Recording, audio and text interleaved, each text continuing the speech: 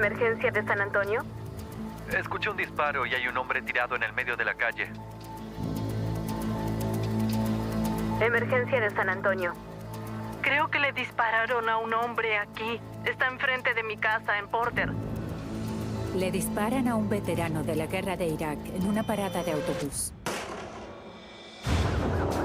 3 servicios en una de las partes más peligrosas del mundo. Y luego mueres en tu propia tierra. Y la policía no tenía mucho con qué avanzar. Reuní todo lo que pude. No me llevó a ningún lado. Pero luego, una pista prometedora. Él dijo, vi quién cometió el homicidio. Vi quién disparó el arma. Pensé, genial, porque puedes llegar a lo alto de la montaña y luego nunca poder alcanzarla. Hay tantos crímenes como este que no tienen respuesta, y parecía que no iban a poder descifrarlo. Incluso cuando las piezas comienzan a encajar. Levantó las manos como si quisiera que no pasara nada. No obtienes una condena con solo una confesión. Un fiscal todavía debe preguntarse, ¿será suficiente? ¿Está diciendo la verdad? ¿O no? Y si es verdad, ¿a dónde nos llevará? Mi nombre es Ana Siga Nicolasi. En mis 2 décadas como fiscal de homicidios de la ciudad de Nueva York, vi cómo los homicidios afectan vidas más allá de la escena del crimen. Déjenme mostrarles la lucha por justicia para las víctimas y sus seres queridos. Esto es Justicia por Mano Propia. Como fiscal de Brooklyn, Nueva York, con frecuencia vi cómo los homicidios devastaban la ciudad que amo, al igual que en muchos otros lugares a través del país. Por lo que de verdad sé que incluso en los lugares donde más brilla la luz, también vive la oscuridad. Viajé a San Antonio, Texas, donde en casi cada esquina encuentras belleza y luz. Hay un motivo por el que esta es la 7ª ciudad más grande del país, pero dentro de los límites de la ciudad no todos son caminatas por el río y arcoíris. Como el caso de 2015 de Jesse Lee Richards o Jesse Lee Hickman. Hola, soy el soldado Jesse Hickman, actualmente destacado en Fort McHenry, en Irak. El veterano de guerra de 28 años pasó años peleando por nuestro país en Irak, que estaba asolado por la guerra.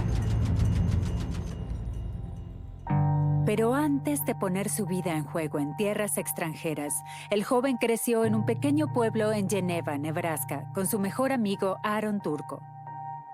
¿Cuántos años tenías cuando conociste a Jesse?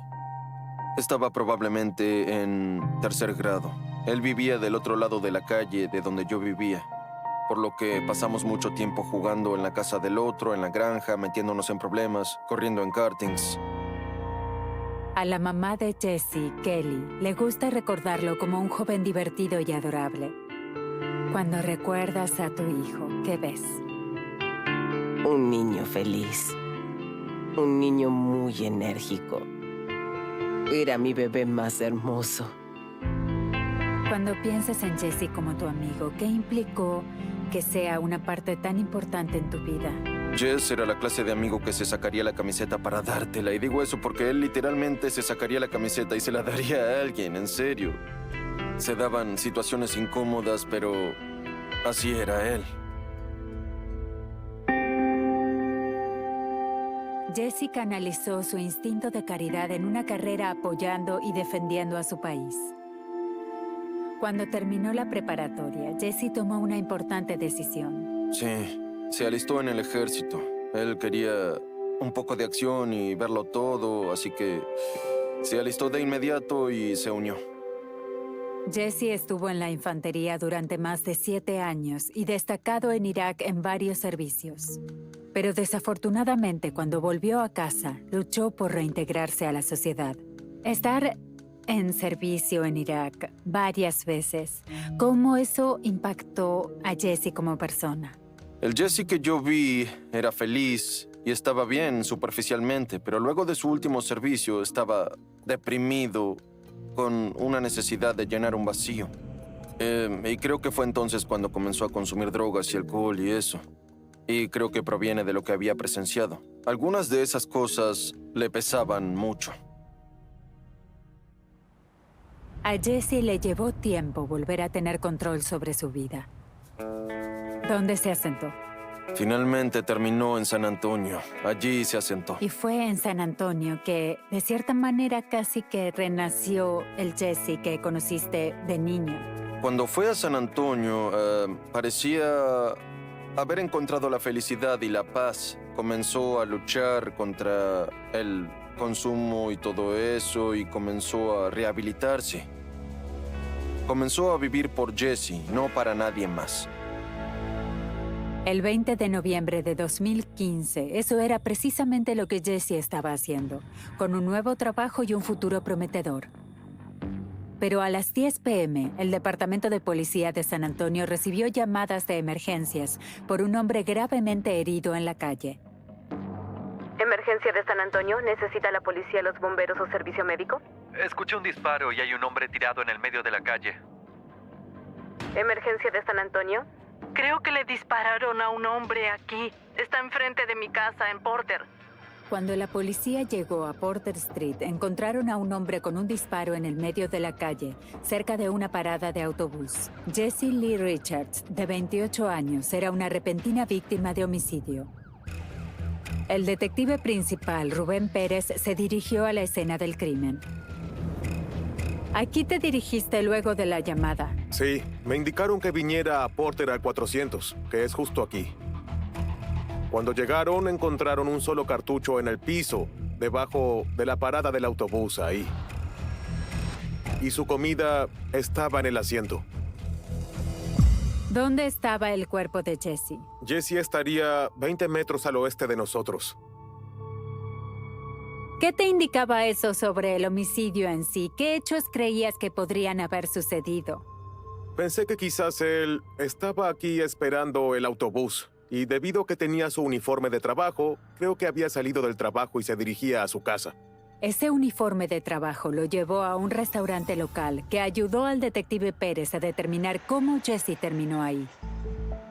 Tomó el autobús desde su trabajo hacia el sur de nosotros, en New Braunfels.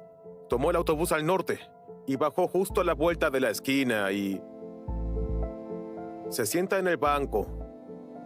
Se tomaría otro autobús desde aquí, desde el oeste hacia el oeste, probablemente en esa dirección, y se iría a su casa, al este de nosotros, a unos pocos kilómetros. Mientras la investigación en la escena del crimen se extendía por la mañana, su madre en Nebraska recibió la trágica noticia de la muerte de Jesse. Recibiste una llamada.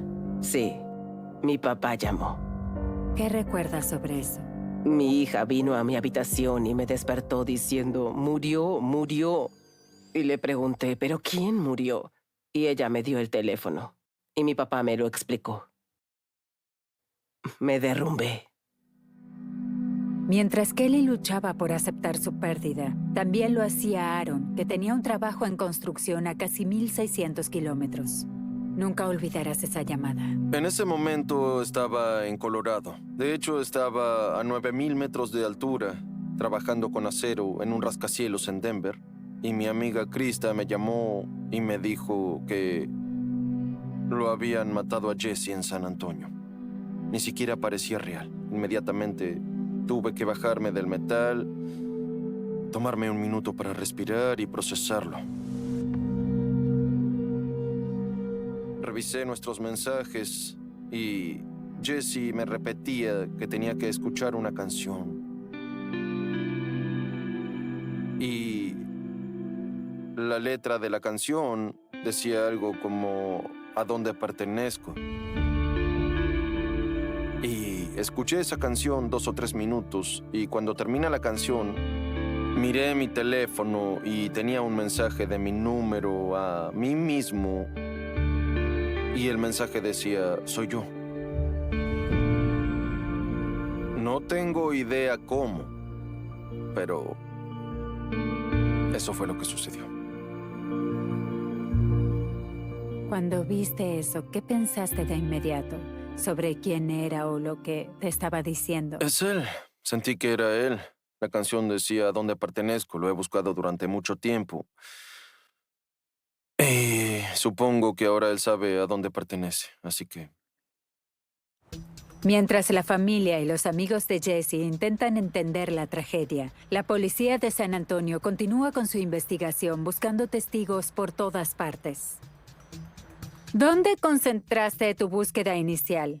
Bueno, me concentré en el norte de Porter, aquí, debido a que creíamos que la escena del crimen era justo aquí. Pensé que quizás alguien en el vecindario podría haber visto algo. ¿Y cuando golpeaste estas puertas, te llevó a algún lado? En realidad no. Las personas decían que habían escuchado un disparo. Luego se acercaron a la ventana o a la puerta. Después de que le dispararan a Jesse, se paró y se dirigió en esa dirección. Y lo vieron caer, pero nunca volvió a pararse. Y no vieron a nadie a su alrededor. Cuando Aaron Turco se enteró de los últimos momentos de su amigo, no estaba sorprendido. Sabía que Jesse habría luchado hasta el final. ¿Qué recuerdas sobre cuando te enteraste que asesinaron a Jesse? El primer informe que recibí, o la información que escuché, fue que había un testigo ocular que había visto algo y... vio cuando le dispararon a Jesse y luego creo que lo vio dar unos pasos. Yo solo pensaba en que era alguien que tenía tanto entrenamiento militar. Lo que Jesse pensó mientras se moría solo en la calle. Se diría a él mismo, estaré bien, tengo que detener el sangrado, tengo que ir a algún lado. Probablemente recordó todo lo que había aprendido y sabía que no tenía tiempo suficiente, que se cayó justo ahí y murió en la calle. Sabiendo que él dio esos pasos, conociéndolo tanto como lo conocías, ¿qué estaba haciendo o a dónde iba cuando tomó esos pasos? Me imagino que probablemente estaba intentando luchar por su vida. Una vez que básicamente investigaste por aquí, ¿qué dirección tomaste para intentar conseguir algún tipo de respuesta? Debido a que no tenía mucho, comencé a revisar las cámaras. La búsqueda del detective Pérez lo llevó a un restaurante cercano. ¿Qué te llevó en esta dirección? En realidad no tenía nada más que investigar en este momento. Pensé, ¿por qué no ir al restaurante? Quizás tenían cámaras. ¿Y tenían? Sí, 2. Cuando revisaste la primera cámara, ¿te dio alguna pista? No. Mirando la segunda cámara, ¿obtuviste algo de esa? A las 9:38 veo a 2 hombres caminando hacia el norte por el callejón de ahí. Y luego, a las 10:01, veo al menos a uno de ellos volver. Pero esta vez esa persona estaba corriendo. Y eso fue a la misma hora en la que le dispararon a Jesse Correcto. Richards. Pero el detective Pérez solo pudo obtener detalles básicos sobre las 2 personas en el video. ¿Qué pudiste obtener de ese video en cuanto a descripciones o algo que los identificara? Parecían ser hombres hispánicos. Uno tenía tez clara, otro tenía tez oscura. Y por supuesto su vestimenta. Pero los 2 hombres del video permanecían siendo un misterio. El detective Pérez se dirigió a la comunidad a través de los medios. La policía de San Antonio espera la ayuda de alguien para resolver un homicidio. Están intentando identificar a los 2 hombres o jóvenes de este video. Rápidamente tomaste la decisión de darle parte de la información a los medios. Sí. ¿Por qué? Pensé que si alguien conocía a estas 2 personas, dirían que era esa persona o esta otra persona de inmediato. Pero la respuesta no era lo que esperaban la policía y la fiscal adjunta de distrito, Caitlin Wilkes. Cuando pidieron la ayuda del público, ¿recibieron alguna pista? Sí, bueno, algunas. En especial porque habían ocurrido una serie de robos previos en esa área. Pero en realidad ninguna era una buena pista. Con poco con lo que avanzar, la investigación se estancó. De repente, diciembre de 2015 ya era enero de 2016, y los días sin pistas se convertían en semanas. El caso seguía sin resolverse, pero en febrero todo cambió. Y un día recibieron una Sí. llamada. ¿Qué dijeron en esa llamada? Vi quién cometió el homicidio. Vi quién disparó el arma. Fue mi hermano, Daniel. Él mató a esa persona que encontraron en la parada del autobús. Cuéntame, ¿qué pensaste cuando escuchaste eso? Mis emociones, es decir, hacía meses que trabajaba en este caso y pensé genial, porque puedes llegar a lo alto de la montaña y luego nunca poder alcanzarla. ¿Está diciendo la verdad o no? Y si es verdad, ¿a dónde nos llevará? Correcto.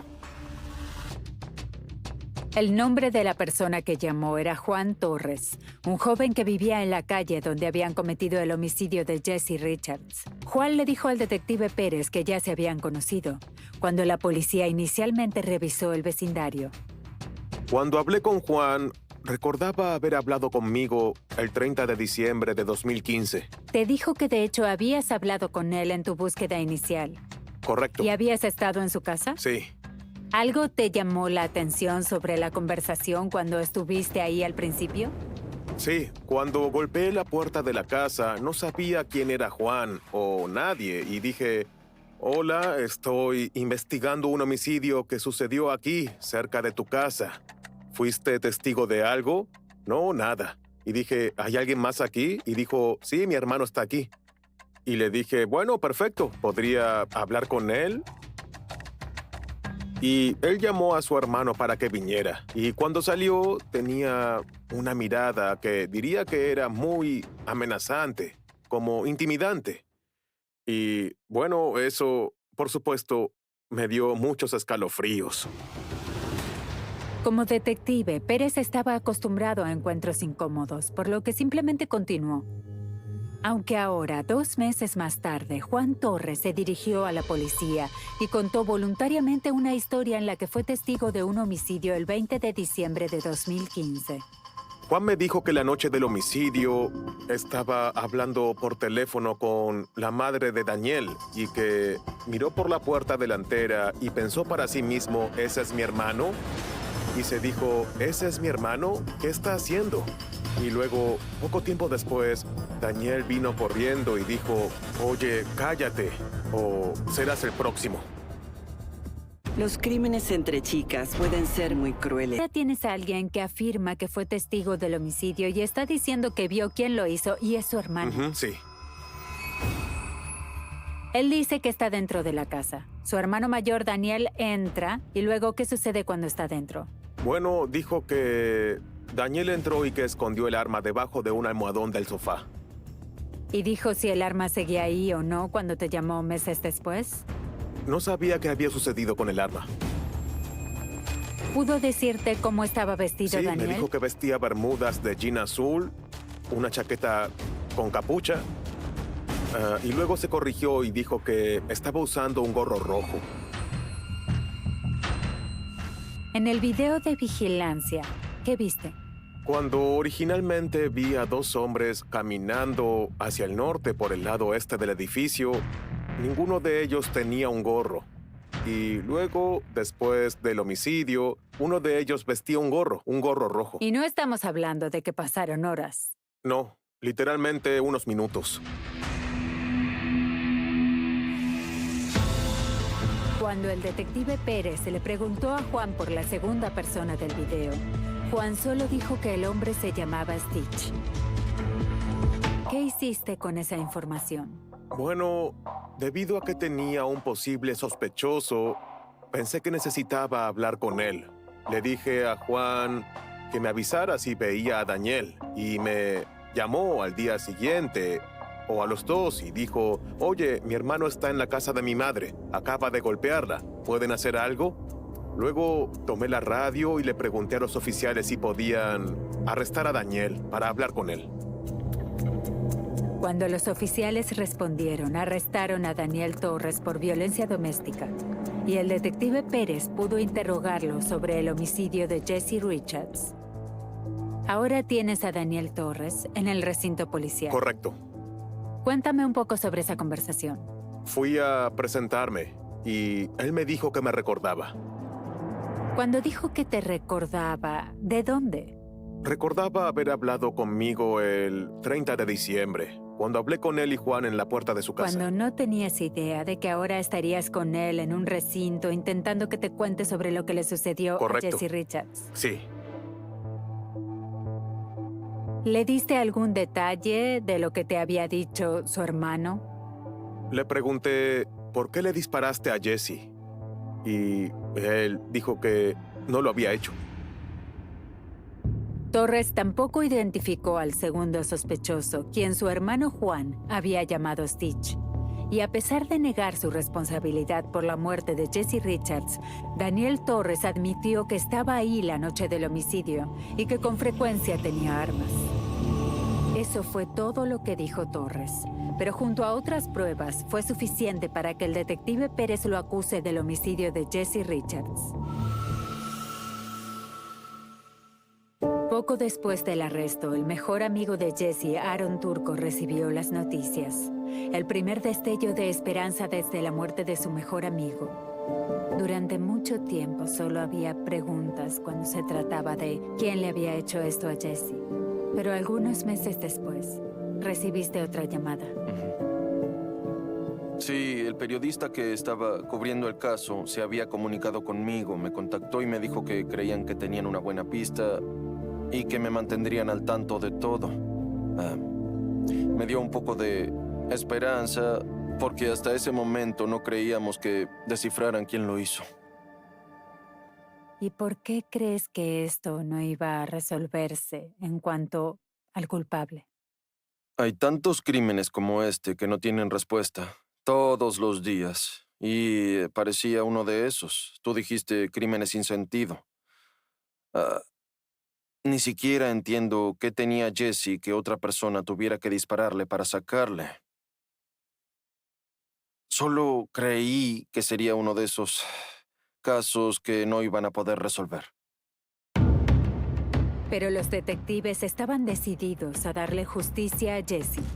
Aunque Daniel Torres ahora estaba bajo custodia, su trabajo estaba lejos de terminar. El detective Pérez todavía tenía que descifrar otra prueba crucial de información. En el video de vigilancia del restaurante no solo había una persona, había dos. En las 2 semanas siguientes al arresto de Daniel Torres, el detective Pérez trabajó sin parar, esperando poder identificar al segundo sospechoso. En marzo, tuvo otra pista. Un mes después de hablar con Daniel, recibí información de mi teniente. Me dijo que un asistente social de protección a menores había hablado con alguien y que esa persona le había dado información sobre el homicidio. Esa persona, bajo el cuidado del Servicio de Protección de Menores, era David Zúñiga, de 17 años. ¿Quién es David? David es el hermano menor de Daniel y Juan. ¿Qué información le dio el asistente a tu teniente? El asistente le dijo a mi teniente que David dijo que Daniel estaba buscando a alguien para robarle porque necesitaban dinero para la renta. Pero que David y Juan le dijeron a Daniel, no harás eso, lo conseguiremos de otra manera. Pero que él había estado ahí, que David había estado ahí cuando ocurrió el intento de robo. Ahora tienes a un potencial testigo ocular que estuvo ahí con Daniel, según lo que dice el asistente social. Sí, pensé, tengo que hablar con David ya mismo. En ese momento, el adolescente estaba viviendo en una instalación en Houston, a 320 kilómetros de San Antonio. ¿Te reuniste con David? Sí, junto con otro detective, viajamos al área de Houston. ¿Y cuando llegaron ahí? Llegamos y arreglamos el interrogatorio así, y hablamos con él.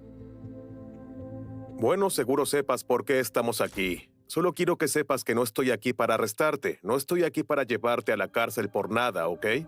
Cuando fueron a hablar con él, no era un sospechoso. No era una persona de interés. Solo era un testigo. Pero rápidamente, eso cambió. Apenas comenzamos la conversación, él dice... Yo disparé. ¿Me dices que tú eres el que le disparó a Jesse? Yo disparé. Entonces tú eres el que le disparó a Jesse. Sí, yo disparé. ¿Esperabas que dijera eso antes de sentarte con él? Para nada. Cuéntame qué pensaste al escuchar esas palabras. Todo se aceleró en ese momento, porque de nuevo Juan me había dicho que lo vio a Daniel dispararle a Jesse. David repitió muchas veces que él había disparado. Incluso dio detalles específicos sobre lo que afirmaba que había sucedido la noche del homicidio. Y le dije a mi hermano, vamos a conseguir dinero. Y dijo, vamos a robarle a ese tonto en la parada del autobús.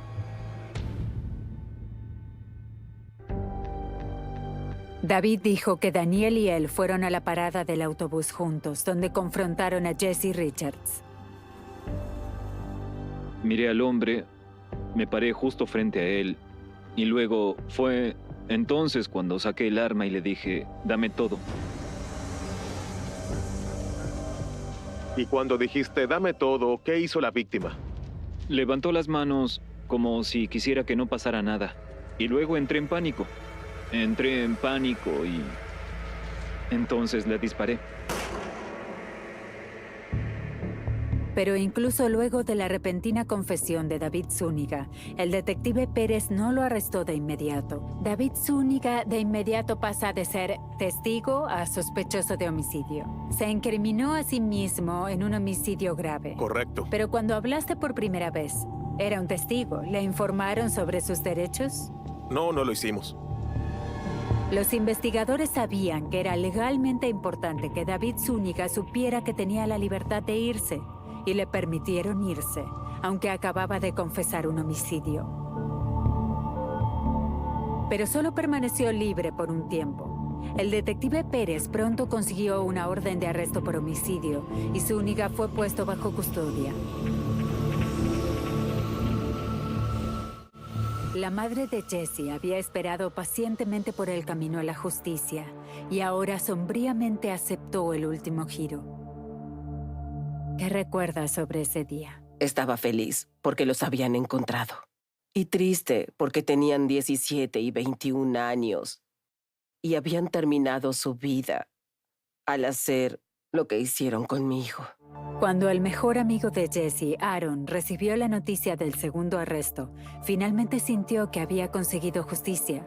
Fue entonces cuando supe con seguridad que obtendrían resultados, que tenían un caso bastante fuerte y luego me enteré de algunos detalles, de cómo se delataban entre ellos y esas cosas.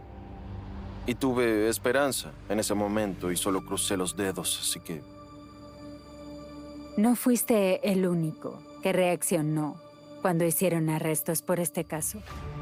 Sí, las redes sociales explotaron. Había compartido un posteo con imágenes de la persona, del sospechoso, y fue gracioso. Usé el hashtag Justicia para Jesse. Ese fue el hashtag. Y explotó. Todos comenzaron a tener esperanza de que ejerceríamos presión y de que habría una condena. Y la justicia para Jesse. Nada sanará, nada lo traerá de nuevo a casa, pero ¿por qué la justicia para Jesse es tan importante? Porque creo que si no atrapas a las personas que están dispuestas a cometer un crimen sin sentido como este, lo harán de nuevo y de nuevo y de nuevo, y ninguna otra familia debería sufrir eso.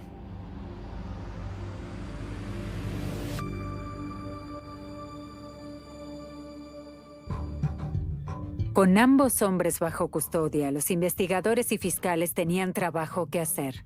Por un lado, Juan Torres le había dicho al detective Pérez que fue Daniel el que había disparado a Jesse Richards. Pero por otro lado, David luego confesó haber disparado. Todo indicaba con certeza que David y Daniel habían estado involucrados. Para resolver el caso de homicidio y obtener justicia por el homicidio de Jesse, los fiscales querían confirmar una historia o la otra, porque en un juicio, a veces incluso una confesión no es suficiente. Y así fue como el fiscal adjunto del condado de Bexar, Joshua Somers, tomó el caso. En la escena del crimen, la policía había encontrado un solo cartucho calibre 32. Por lo que descubrimos que se utilizó una pistola calibre 32 para matar a Jesse Richards. Ese descubrimiento tiene algo único. Las armas de calibre 32 no son comunes en las calles y son incluso menos comunes en investigaciones de homicidios, convirtiendo esta prueba en crucial. Y había más. Luego de interrogar a David Zúñiga, comienzan a investigarlo. Y finalmente ingresan a Facebook y encuentran una fotografía en su Facebook de la pistola calibre 32. Y era una imagen que valía 1000 palabras. Esa era la prueba que cualquier fiscal querría, pero ¿por qué era tan importante en este caso? En este caso en particular, no teníamos el arma homicida.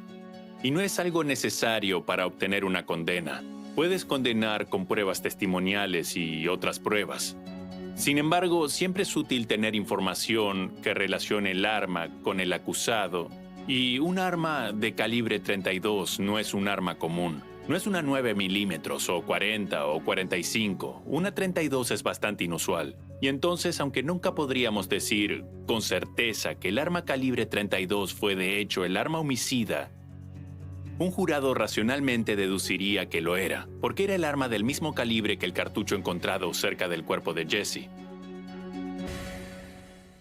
El fiscal adjunto de distrito, Joshua Somers, y su fiscal adjunta, Caitlin Wilkes, tenían que tomar importantes decisiones previas al juicio. Tenían pruebas diferentes sobre ambos, ¿no? Un hombre decía que fue Daniel, pero ahora tienes al otro hermano David diciendo no fui yo.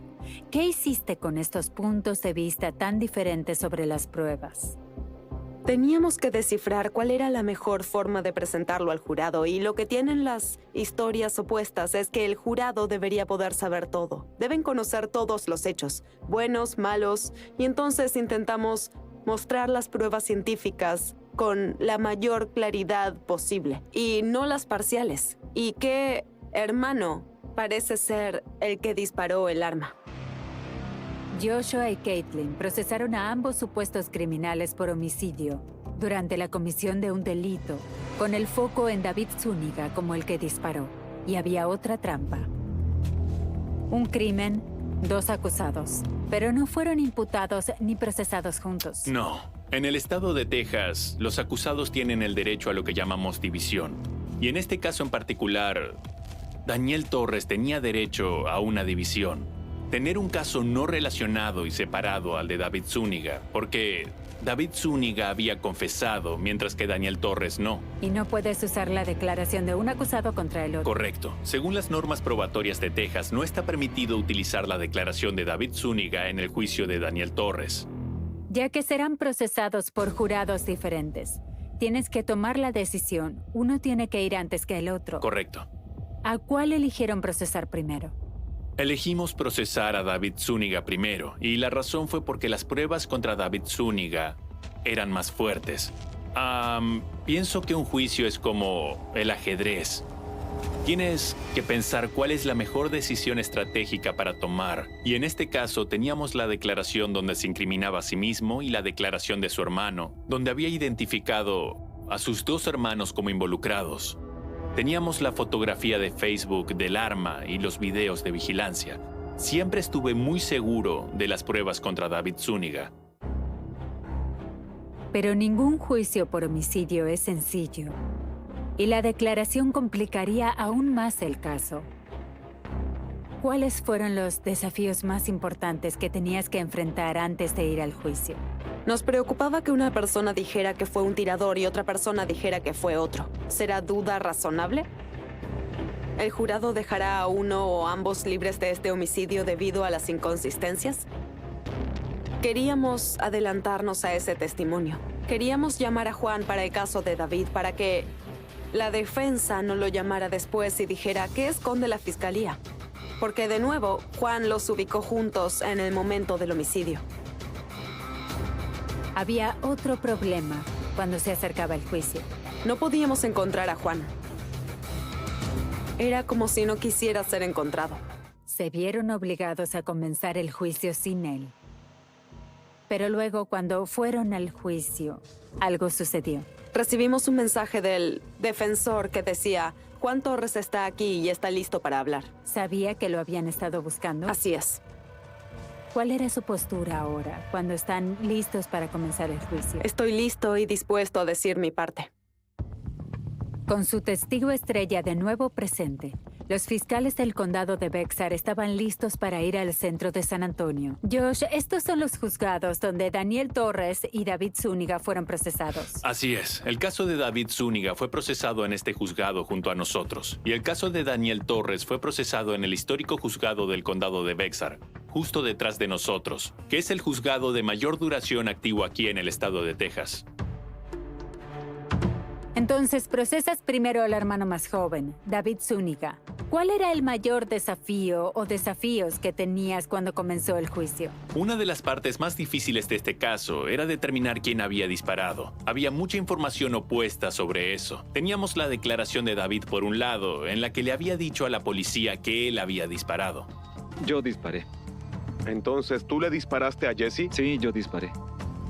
Pero el tercer hermano, Juan Torres, que estaba en su casa cuando David y Daniel se fueron, y estaba en su casa cuando ocurrió el tiroteo, dijo que en realidad Daniel había disparado.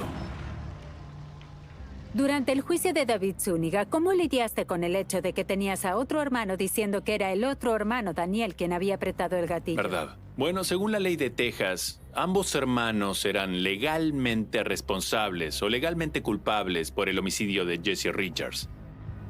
El testimonio de Juan fue que estos hermanos planificaron cometer este robo y durante la comisión de ese robo le dispararon y mataron a Jesse. Como cómplices, eso equivale a homicidio durante la comisión de un delito. Y hay otra forma en la que alguien puede ser responsabilizado por la acción de sus cómplices. En Texas se llama Ley de los Cómplices. Según la ley de los cómplices, si planeas cometer un delito grave, como un robo, y otro delito ocurre que es previsiblemente razonable, como un homicidio, también eres responsable de ese delito. Mientras leía tu caso, me impactaba que de verdad solo se trataba de que el jurado entienda que no importaba quién había disparado, mientras que las pruebas indicaran que ambos estaban Absolutamente. involucrados. Estas dos personas, Daniel y David, planificaron un robo y cometieron un homicidio durante el transcurso de ese robo. Y ese homicidio era previsiblemente razonable. Cuando llevas un arma para ir a robarle a alguien, deberías anticipar que esa persona podría morir durante la comisión de ese robo. ¿Cuáles eran las pruebas claves contra David Zúñiga durante su juicio? Su confesión fue, primero y principal, muy importante en este juicio. También su Facebook fue muy importante. Teníamos esa imagen del arma homicida en su Facebook, que decía, voy a hacer algo y lo sabrán. David Zúñiga subió al estrado en su propia defensa en este juicio. Así es. ¿Qué dijo cuando subió al estrado en su propia defensa? Mentí. Estaba asustado. Mi hermano Daniel es una persona peligrosa. Me amenazó. Me dijo que si no confesaba, entonces algo malo me sucedería. Cuando llegó el momento de que el jurado de este caso delibere, cuando volvieron a la sala, ¿cuál fue el veredicto? Fue culpable. David Zúñiga fue sentenciado a cadena perpetua. Pero para los fiscales faltaba la mitad del trabajo. Los crímenes entre chicas pueden ser... Ahora que el juicio de David Zúñiga había terminado, fue condenado y sentenciado. Este caso todavía no había terminado. Absolutamente. Todavía teníamos que lidiar con Daniel Torres y las pruebas eran más fuertes en contra de David Zúñiga. Y yo siempre supe que el caso contra Daniel sería mucho más desafiante. Y la razón es porque Daniel no declaró. No tenías una declaración en su contra, pero tenías a su hermano que había dicho que él había disparado, pero sabías que había una declaración del otro diciendo que había sido él. ¿La defensa actuó en base a eso en la sala? Bueno, la declaración de David no era una prueba admisible en el juicio contra Daniel, pero algo inusual que sucedió en este caso es que hay un lapso de tiempo entre estos dos casos. David había sido procesado y condenado por un jurado y su apelación fue final. Y en el transcurso estoy trabajando en el caso de Daniel y logramos que David Zúñiga venga voluntariamente a declarar contra Daniel en el juicio de Daniel, que es algo verdaderamente inusual. Para mí fue impactante escuchar eso. Nunca antes me sucedió. Debo pensar que cuando David Zúñiga entró a la sala para subir al estrado, había un silencio total en esa sala. Absolutamente. Es decir, en ese momento tenías a Juan Torres y David Zúñiga. Tenías a los dos hermanos de Daniel ambos declarando contra él y ambos prácticamente decían lo mismo en ese momento. Juan le podría decir al jurado lo que había sucedido antes y después, pero David Zúñiga tengo que creer que habló de lo que sucedió durante el crimen. Sí, así es. Habló de cómo planearon robarle a alguien, pero en lugar de poner el arma en su mano, puso el arma en las manos de Daniel. Casi puedo ver los rostros de los jurados girando de un lado a otro y escuchando eso. Aguarda, el hijo que disparó, pero ahora está diciendo que su hermano Claro. disparó. ¿Cómo manejas eso? Porque de nuevo, él es tu testigo. Tú lo Claro. llamaste al estrado. Bueno, sabes, el beneficio que tenía como fiscal es que no necesariamente importa cómo el jurado cree que es criminalmente responsable del hecho. Pueden creer que David es el que disparó o que fue Daniel, mientras crean que actuaron juntos como cómplices o como conspiradores. Ahora, al final del segundo juicio, teníamos pruebas muy diferentes. Cuando volvió el jurado, ¿cuál fue el veredicto? Culpable. Recibió una sentencia de 65 años. La mamá de Jesse, Kelly, fue al juicio y estuvo ahí cuando declararon culpable a David Zúñiga. ¿Qué es lo que más te impactó cuando recuerdas el juicio? No demostró arrepentimiento. El único momento en el que hizo un gesto fue cuando le dijeron que tenía cadena perpetua y bajó la cabeza. Fue el único momento. Pero los dos veredictos culpables restauraron la fe de Aaron Turco en el sistema de justicia criminal. Que este haya pasado de ser el caso que creíste que siempre quedaría sin resolver a ahora tener 2 condenas en la sala. ¿Por qué era tan importante para ti? Eso fue una bocanada de aire fresco, saber que había algo de justicia, que había un cierre, que alguien sería castigado, pero no puedes revivir a Jesse, por lo que no hubiera condena que bastara, por así decirlo. El legado de Jesse. ¿Cuál es? La cantidad exacta de diferente. Eso me encanta. Eso me gusta mucho. Sí. Un gran corazón. Adopta lo extraño, sé diferente, sé quién eres. Dale al mundo una luz positiva. El vaso está medio lleno. Este caso tiene una ironía cruel. Este joven que había servido a su país nos sirvió a todos. Llegó a casa sano y salvo, al menos físicamente, luego de 3 servicios en el exterior, para que le dispararan mientras estaba sentado en la parada del autobús volviendo a casa del trabajo, mientras sostenía su comida. La falta de sentido es más brutal. Me gustó cómo su mejor amigo lo describió como solo lo suficientemente diferente. Se dirige a esa individualidad dentro de todos nosotros.